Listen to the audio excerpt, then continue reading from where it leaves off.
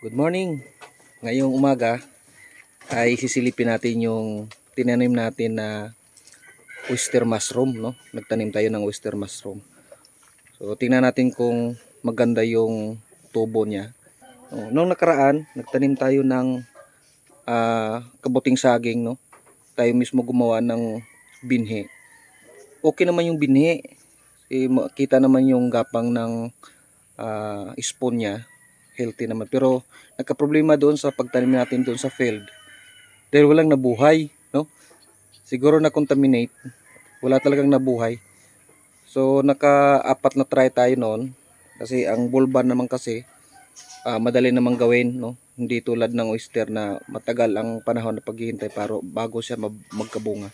Yun sa bulba, mas kilala na kabuting saging, no?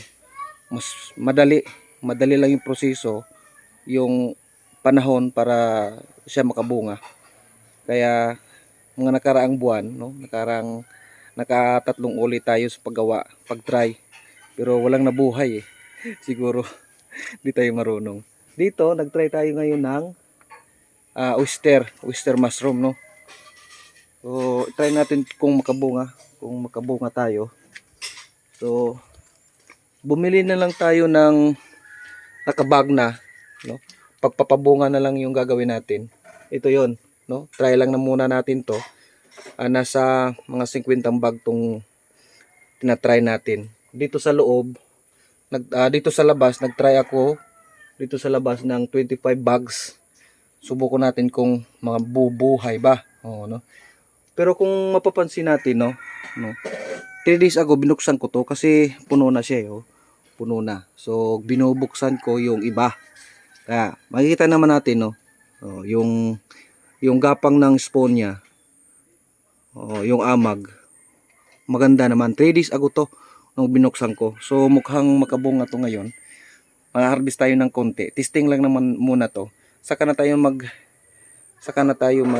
tanim ng marami kapag napabunga natin to.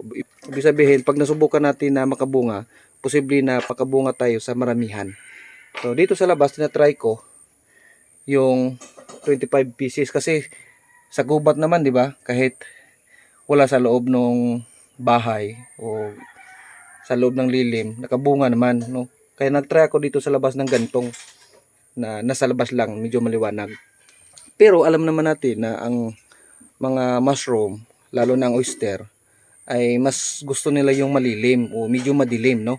Hindi masyadong maliwanag. Kaya nagtry din tayo ng 25 bags na nasa loob. Tingnan natin kung alin ang mas maganda na tubo. So tingnan natin yung nasa loob. Nilagyan ko talaga ng net, baka pumasok yung aso namin. Mag-contaminate. Kailangan.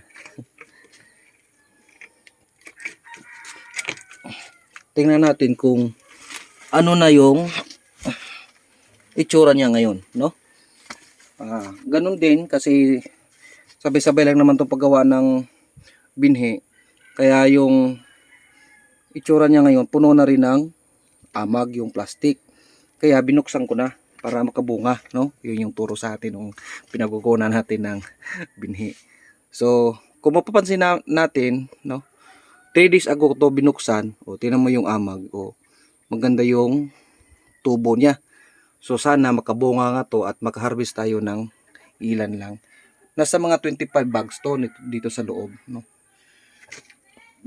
Nakabunga to, dadagdagan natin to ng medyo marami-rami para marami-rami din yung makuha natin. Yung paggawa ng binhi mismo, saka na lang yun. Saka na lang natin pag-aralan kung makabunga to, no. Shout out ay kay Kuya na pinagkukunan ko nitong binhi, no. Sana makadalaw ako ulit dyan sa farm mo at payagan mo kung makakuha ulit ng mga binhi, no. Sige, yan na muna. Update ko kayo sa mga ilang araw. I-update ko kayo pagdating ng mga ilang araw kung ano na magiging kahinatnan nitong ginawa natin, no. Sige, salamat hanggang sa sunod na mga video.